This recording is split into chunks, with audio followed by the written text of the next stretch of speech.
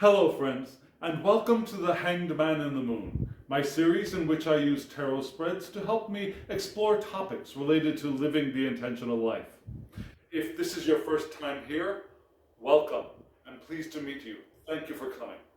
If you've been here before, thank you for returning. I'm truly honored. Well friends, the tarot spread has been laid, so let's dive right in. And so, friends, you can see from this spread, we've got a real holiday vibe going on, a holiday theme. At the time of this filming, we're about 10 days away from Christmas, and we're in the middle of Hanukkah. Kwanzaa is not too far away. This is the real holiday season. And for the Northern Hemisphere, it's also the winter season. So we've got I've chosen very winter holiday season themed decks. And the first deck, the Oracle deck, is called the Christmas Oracle. And it can be ordered on Make Playing Cards, which is a site where you can order decks and they will print them as you order them. So when you place your order, they print and then they will ship them to you. The link will be below. The other two decks, the tarot decks, are from Tarot Collectibles. The site is also below. One of them is out of print, but they're both called the Winter WAITE. So the 2019 version right now is still in print and will be in print until the 2020 deck comes out perhaps next year. So there will be a link to where you can order that. Also, they're in the middle of producing something called the Christmas WAITE, which will be out soon. It's almost completed production at the time of this filming. So information will be below in the description box, and also at the end of the video I will give you the names of the decks and the creators, as usual. So friends, this spread was a spread that was one of my personal readings from yesterday, and it was a very meaningful, a very important reading for me, because recently I have gone through a period of shock, of upheaval in my job, my professional life. In tarot parlance, it was a tower moment. Let me show you the tower from the standard Rider-Waite. Here it is.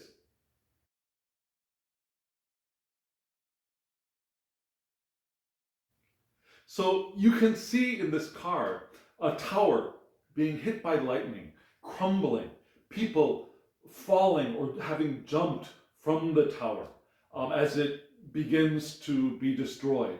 Yeah? When we say a tower moment, we mean a time when structures, your expectations, perhaps even your life seems to be crumbling around you, where the things that you have depend on have started to disintegrate. Your security feels like it's being demolished. And as I said, I am going through one of those moments right now. I'm in the process of looking for another job, and I've felt that tower moment feeling. Started about a week ago, and the first 2 days I was plunged deep into depression. I was shocked, I was hurt, I was feeling deeply wounded, and since then I've started to recover emotionally and psychologically. It's still a path. I mean, this has been a big shock. So this spread has helped me greatly. It helped me to remind myself of the truth of who we are and what we are. And I think it will help other people as well. People who are also going through a tower moment, or are in the process of moving through and past that tower moment. So let's look at the first card of this spread.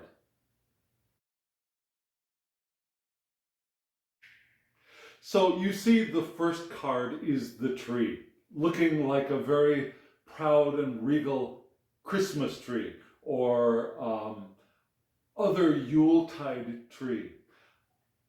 The tree in some traditions is also called the cosmic tree and is a symbol of connection with the universe, and three levels of existence: the roots, the trunk, and the branches and the needles or the leaves. Now, the cosmic tree, the eternal tree, is a representation of our connection from below to above and beyond. So, if we think of the tree, we can think and remember something I like to call radical oneness. Yeah? Radical, why radical? Because it is the essential truth of everything, of existence. There is no separation that needs to be unified. There is no disjointedness that needs to be rejoined. The essential nature of all that is oneness. It's not a oneness that needs to be created, it just is a oneness that needs to be realized. And in that sense, radical, the most fundamental, the most foundational oneness. And the tree is a reminder of that there is no separation between the roots, the trunk, and the branches, the leaves, the needles. It's all one. And so, the roots.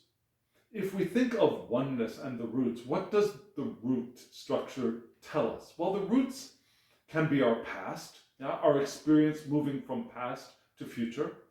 The roots can be our ancestors, all that we have absorbed through our DNA and from our experience and from our collective ancestral memories that is still living and growing and evolving within us. It can also be a representation of the nourishment that we get from our physical surroundings. The roots are where the tree gets its physical, chemical, some water, nourishment. The roots are also our structure, the first part of our structure, the structure that keeps us stable. The trunk is the next step of our structure, but it's our connection with the physical world, the structure within our physical surroundings. And it's a representation of our experience, the layers of experience that we have accumulated. It's also the life force that holds the tree proud and tall. It's our structure within the world, now, in the here and now. And it can be some of our connection. The bark connects to the rest of the world, but it's our connection to the here and now and physical. The branches, the needles, the twigs, if you will. The branches are our connection to the universe. We go from the roots and the earth through our temporal current experience through to the eternal and the divine. The ethers. The air could be like the ethers. The divine energy. And the needles and the leaves are where we receive that constant flow of divine energy. For trees, the real tree, it's sunlight and oxygen carbon dioxide can be absorbed. It's where that energy is processed, but it's also our connection and the source of our energy. So the branches are our interrelation with the divine, the ethereal, and our energetic nourishment. Our chemical, physical nourishment from below. There really is no below and above. That's just our construct. But our physical nourishment and our spiritual nourishment. The tree shows that entire existence of connection to all aspects of our life. And when we're in the middle of that tower moment, realizing and remembering that we are not alone, that those structures we have built were in some ways our walls that were preventing us from receiving the fullness of our potential nourishment from below and above. Now, structures limit us. They make us feel safe. They make us feel secure. But they also limit us. And when they start to crumble, we have the chance to absorb more and to realize that we are never alone, that we are never tossed to a void. There is no real void. There is only all that is, and we are part of that. Inexorably. We cannot be separated from it. So, let's look at the next two cards of this spread and see how that oneness, how that connection to all that is plays out in our daily lives. So friends, you can see from these first two tarot cards that this is the first and very positive and uplifting grouping of this spread. And you can really get that holiday vibe, yeah? The Ace of Cups is overflowing not with water, but with hot chocolate, cocoa. The Wheel of Fortune is a candy cane wheel and surrounded by elements of candy canes, pies, and gingerbread houses, yeah? It's a very festive, both of them are very festive cards. And it was wonderful to receive them in this time of recovery for me. But they also carry a very profound and important message. The Ace of Cups is a reminder that love is constantly and overflowingly available to us if we are open to it. Now, the Ace of Cups is the flow of love and new relationships. Yeah. So in the middle of this tower moment, and as we move through this tower moment, in our connection and our interconnection and our understanding of radical oneness with all that is, we can remember that love is always available to us if we're open to it. And sometimes we need to have those structures break down to make us open and available to it, to remember that it's there, to reach out for it. Also, that there's compassion. The Ace of Cups is a compassion card, and we can allow that compassion to wash through us and start to flow back out from us.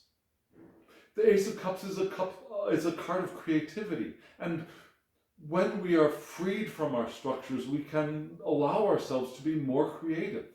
We can trust in the abundance that exists in the universe.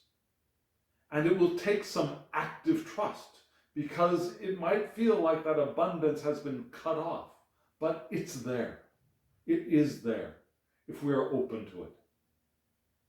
Now, the Wheel of Fortune is showing us the next level of this abundance and this love and compassion, that our life is in cycles. And when we've come through this, a tower moment for me, for example, that we're up on the move back up. Now, we never have to stay at the bottom unless we choose to. We can always start moving up in one way or another, emotionally, spiritually. We can always evolve. We can always grow. And the Wheel of Fortune reminds us that we don't have to be stuck at the bottom. It reminds us of karma, but what kind of karma? Yeah? This is not the karma of being punished for past faults. Yeah, some people believe or understand karma as you're going to get what's coming to you, but karma is not really that. Karma is the understanding of every action has a resulting effect. And for some, they believe that karma follows us from life to life. Personally, that is not my understanding. I do not believe that my life now is an effect of actions that happened in a previous life. Our physical existence ends when it ends, our spirit moves on, and in my understanding and in my energetic and spiritual view, all is clear once we leave this physical experience. And when we come back into a new body, into a new physical experience, we're starting anew. We're starting afresh. With perhaps a little bit more understanding than we had before, but we're starting a brand new, fresh, clean, joyful experience. So the karma is the karma of the physical world, not a spiritual world, in my understanding. It's also pointing to life cycles, which I touched on, that when we're at our lowest, we can remember that we're coming back up. It's also a reminder of serendipity, which I believe is best expressed as synchronicity. Yeah? Things are going to keep happening at the right times. All we need to do is be open to them. And that the tree is an open experience in the universe. The tree is a receptive and productive, but also receptive symbol in the universe. So the wheel reminds us that we are always able to return to receiving and giving love, to receiving and expressing creativity, to receiving, allowing ourselves to deeply receive compassion and return it. That is the blessing that flows from the tree.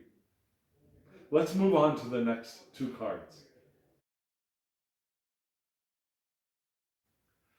So, this next set of cards is perhaps a little more balanced. One is a reversed Eight of Wands, and one is an upright Six of Pentacles. Now, the Eight of Wands reversed is a card of delays, frustrations, resisting change. And perhaps when we're in that tower moment, when we are feeling like things are crumbling or have disintegrated around us, we get impatient for the recovery. The move back up on the wheel of fortune is not happening quickly enough for us. We start feeling frustration. And also perhaps the tower moment came because of our resistance to change. It's also very possible that our resistance to change is what has required us to have this upheaval, this shock of crumbling resistance. But it's not all bad. First step that the reversed Eight of Wands can remind us of is internal alignment is very important. Our internal alignment with the tree. A tree is internally aligned and able to receive from all of its aspects, from its roots to its branches. It is able to receive because it is aligned, and energy and material can flow with it and through it. So, in those moments when we feel like everything is crumbling around us, the first thing we need to do is to realign ourselves, to find our place, to find our inner tree. And then we can experience that six of moment, the six of pentacles.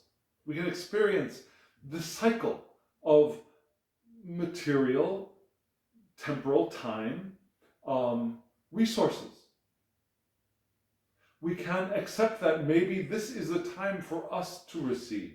This is the time for us to allow people to give to us, so that when we are filled back up, we can start giving back. Now, the Six of Pentacles is a cycle of resources, receiving and giving. And there are times for us to receive, and there are times for us to give, and allowing ourselves to receive the benevolence from other people, from the universe, from our divine source, from the earth.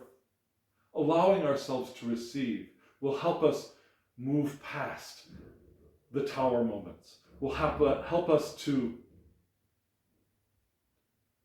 re-establish and to regain our trust in the basic generosity of this universe. We are living in a benevolent universe. We are living in a benevolent oneness. And the tree knows that.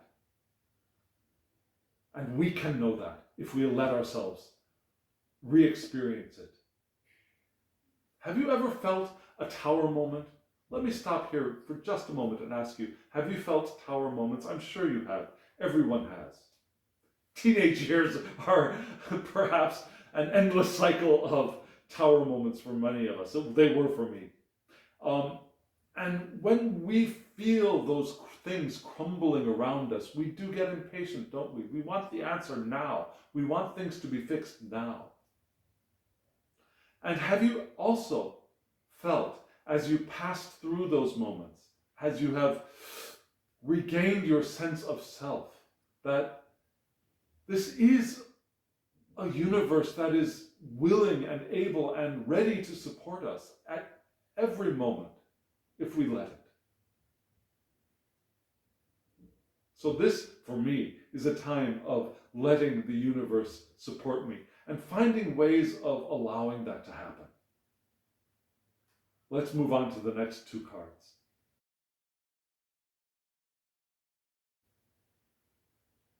In these two cards, we have the darker side, if you will, of this reading. Now we have the reversed Four of Pentacles, Four of Coins, and we have the Nine of Swords. Both of them in this, especially in this combination, they look pretty dark. Yeah.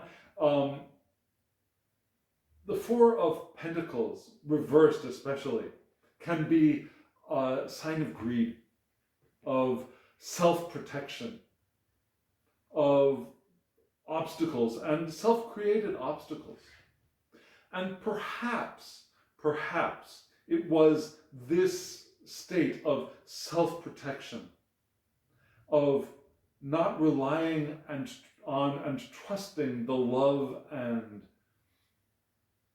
the resources and the support of divine and the people around us, not trusting on that and not trusting in that, and instead building walls around us to protect ourselves. And what is greed, really? Greed is not a state of accumulating so much as protecting what you have. Wanting more, sure. Trying to get more, sure. But not allowing it to get back out, because we have built walls around us. Yeah? This is mine and I'm going to clutch it to myself, whatever that is. It could be cash. It could be property. It could be people. It could be our time. We could be greedy for our time, not wanting to share it. We could be greedy for love. Yeah? Receiving but not returning. Yeah? Our greed is perhaps what built the tower that needed to crumble. Yeah? Our self-protection could be what built the tower that needed to be shot down with a powerful force of lightning. Because in that wall, in that state of self-protection, where are we? We're in the Nine of Swords. We're in anxiety. We're in worry. We're in fear. Whether we acknowledge it or not, we are. If we weren't feeling anxiety, worry, fear, we wouldn't be protecting ourselves from those scary, worrisome things that we feel we need protection from. We'd be open. We'd be willing. We'd be giving and receiving at all times, which is the natural state we were born into. We would feel depression when we isolate ourselves with walls. We grieve.